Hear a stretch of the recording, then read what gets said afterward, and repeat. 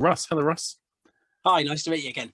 Nice to meet you again, sir. Thank you for coming on. So you've got your own channel, which is Toys R Us, and what we'll do is we'll start with some questions specifically about your collection, first of all.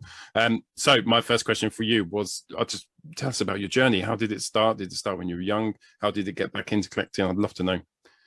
Oh, I was one of them really lucky kids way back in 1984. So I was 5 for the Christmas of '84. So I've had two sort of collecting phases. Obviously, the one where I was a child.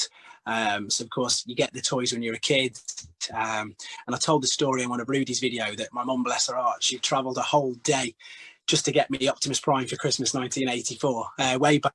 Again, you're from the UK, so you'll be aware of the Yellow Pages being like this thick and all this stuff. She'd exhausted everywhere in Telford, in Shropshire, in Coventry, in Birmingham, and she found one in Sheffield.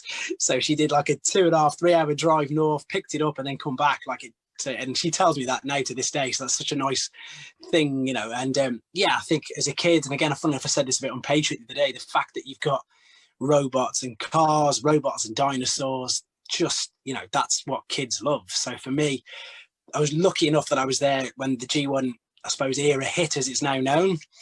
And then looking as an adult based, it was the early sort of 2000s, because I was silly enough to sell my Transformers collection at a school fete in 1992 to buy videos, videos from Woolworths, none of which you can get anymore. And yeah, so I sold all them, again, went through the teens and then the 20s. And then I remember just being on eBay messing around in the early 2000s, and I thought, I want to get a couple of figures back. And I did, and it was just something little. And then I think when it was that I saw MP1, I saw somebody had MP1 on one, whatever it was. And then from there, so like we're talking, yeah, 2000, when was that? 2002-ish, something like that. I think I'd say, if I was honest, I probably started collecting as an adult properly in about 2004. I had a few little things, but then the main, where I class myself as a collector, because rather than just having a couple of little figures here or there, the couple had got to like 5 or 6, 7 or 8, and I was like, yeah, okay, now I'm an actual adult collector, shall we say. That's cool. And if you had to say there was a theme, I can kind of guess what you can say, but if there's a theme to your collection, what would you say it is? It's, yeah, the spine of it, the majority of it, it's Generation 1, purely for them reasons, for the nostalgia, the fact that I was lucky enough to have some of them when I was a kid. And then I think this is the same with all of us adults when we come into collecting, because we've got a little bit more disposable income or whatever. So yeah, it started off with, I'll get the ones back I had as a kid because I've got great memories. Then it was, I'll get the ones that I really wanted but we couldn't have for whatever reason, because again, just, you know, normal upbringing, no rich parents or whatever, just normal. So get the ones which I really wanted. Then it was a fact of, right, let's get the ones that we couldn't get. And again, you're a UK guy, so you know, obviously we call it the curse of the UK, No Swoop and all the other ones. I'm not going to list them all again because there's so many, but then it went from, it just went on to that, to the ones that I've never had. And then of course it escalated. No, that's cool. So I've seen your videos. I remember you joined TF UK, seeing your pictures of your G1 collection is absolutely immense. Of those G1 toys you picked up, what would you say, first of all, what's your favorite, or one of your favorites you managed to pick up, and what ones were quite hard to get? Right, so one of my favorites, and again, this is, I say this quite a lot, and I need to do an updated video to be fair, is Scorponok, and that's purely just because the memories of him, and I just can literally remember for like hours and hours just transforming him between each mode as a kid, just playing with him. So it was really cool to get him back. I remember the partner that I had at the time, who's not my wife, her face, she just didn't get it anyway, bless her. But yeah, that was just getting him back was brilliant for that reason. Hardest one to get, it's quite tough actually, because I don't think there's anything that I've really sort of struggled to get. The only thing that you sort of struggle with is the price. You'll see something and you think, I can't really justify that. So I think buying, what I tended to do was sort of buy mini sort of collections to start off. So I just keep the ones that I wanted and then sell the ones I didn't. And then of course, put that money straight back into buying the ones that I actually wanted. But hardest ones would probably have to be, if we're of course just talking the standard Hasbro ones, the ones that weren't released in this country, like your Deluxe Insecticons, like your Omnibots, and what's the other ones? Because again, I've said this story on a Rudy's thing. I was lucky enough when we were in Florida, because I was buying stuff from Transformer Land, and I'd asked Matt, his name is the guy who's got that in America, I'd said to him, can you just collect, like, I think Big Bad Toy Store called it like a pile of loot. So you just save a load of things up and they ship it all at once. So because I know I was going to Orlando, I said, can you save all these figures and then just post them to my hotel? And he said, and he's brilliant. He was like, where are you staying? And he said, you're a couple of hours, come and get them. And I was like, so yeah, so the ones that weren't released in the UK were the big ones for me, because for that reason, I'd never seen half of them before. Yeah, they were the hardest to get for that reason, because they're really, really expensive in the UK for that reason. Whereas in America, because they're just commonplace, they're much, much cheaper. And obviously it saves on the import costs. Yeah. Cool. Awesome. They're great answers. Right. So we've also got your YouTube channel as well, which is Toys Are Russ. Yes. So what, how did you get into that? So you were collecting, you were enjoying collecting. What was the step up to then you thought, right, I really want to get out there, get on the YouTubes?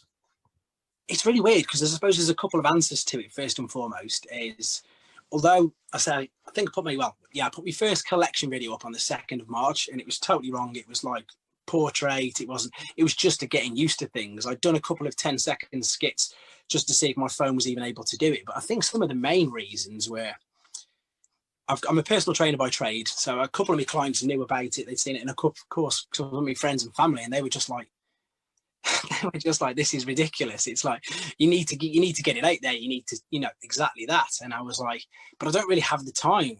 And then obviously this horrendous virus and this horrendous situation that unfortunately for us in the UK, we are still in at the moment, was coming over. And I've got a client called Matt, bless him. And he's a doctor. And he's like, it's coming, we're going to be locked down. You can't escape it. We're going to be locked down. And of course, it was something. Then I just thought I might as well do something. It was just, I thought I've got the time. I really perhaps would like to do it, get it out there, see what it's like. And then because I had the time, I just took complete advantage of it and I just thought, let's get it out there. And then I make a joke as well, but it's definitely true. It's also a brilliant physical inventory, because again, if you've seen some of my videos, I like to collect variants. I did a video called An Onslaught of Onslaughts, and I've got, I think, 8 versions of Onslaught, all Generation 1.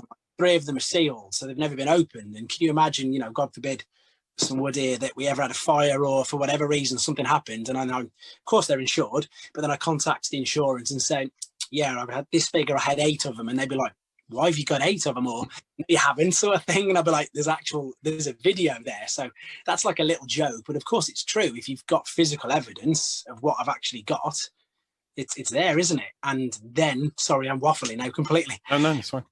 But then, like, because it's sort of my goal, and I've said this on my channel a couple of times now, I want my channel to sort of be the go-to place, research place, of people, because I do get messages constantly get messages, which I don't mind. Sometimes it takes me a day or two to get, around to them. People initially are asking if things are KOs, if they've been, I don't want to use the term duped, because you'd like to think that most sellers are like, legit, but sometimes just don't know. People haven't got the information or the background to know. So a lot of it's that. But then the other thing is the Mexican releases, which are all completely legit, and they're so different. I just think it'd be brilliant to have an actual visual storage or research point of interest, where you can say, right, I've got this figure, it's Starscream. If I go onto Russell's channel, if I type in Starscream, maybe mine's a Mexican one, maybe it's a Greek one, whatever it is. And if I can video document as many variants as I can of the figures that are out there, then I think that's just a brilliant for everybody to use, as well as myself. So that's the other onto. Well, it's great to hear you got that sort of vision as well, and that sort of goal to go towards. I think so many people just sort of skitter off into sort of any direction with their collections and with their YouTube videos, but to have that sort of focus, it must pay off. Definitely. Cool, brilliant. So just a final couple of questions. So out of the videos you've done so far, what's your favorite? What's your favorite one you really enjoy doing? That's a great question, and I think, to be fair, and whether or not it's just because I'm getting used to it, I think some of the more recent ones, I think, and it's not because they're rare figures, but it's because, and it's quite funny because they're not even the top watched videos. Like the top watched ones, you obviously do YouTube yourself. You can do like something that's, you think, this is really good, it's really rare, nobody knows much about it, and you get a few watches. Then you'll go and stick one with 3 bumblebees on, and it gets, you know what I mean? It gets 300-400 things. So the ones that even though the interest's growing, and I think that's because it's sort of a direction that I'm not taking the channel in 100%, but I suppose the word is educating, because that's what people are saying, like with the Japanese figures. So like I did a Star Saber video when I first started off, and it wasn't terrible, but it was just like me holding my phone, no tripod, and basically just saying, here he is in modes. Whereas I did another one just before Christmas and on Overlord. So basically the Japanese exclusives. And I get really nice comments from people like, I didn't even know this exists, or it's so great to see this. And again, they're not the most popular videos, but they're the ones that I really, really like doing, because I do feel that, you know, people who really want to know, they're getting so much out of it. And they say that as well in the comments, like, you can tell that you're really excited about this. You can tell that you're enjoying doing this. So them ones, I think the Japanese exclusives, purely for the fact that, again, me 10, 15 years ago when I was picking up, I was like, what are these? These are amazing. So to show people that as well, I love doing them ones, to be fair. That's brilliant. There's something so pure, isn't there, about someone getting genuinely excited about what you're doing and what you're collecting, and you can talk about it. There's a real honesty about that, we really like.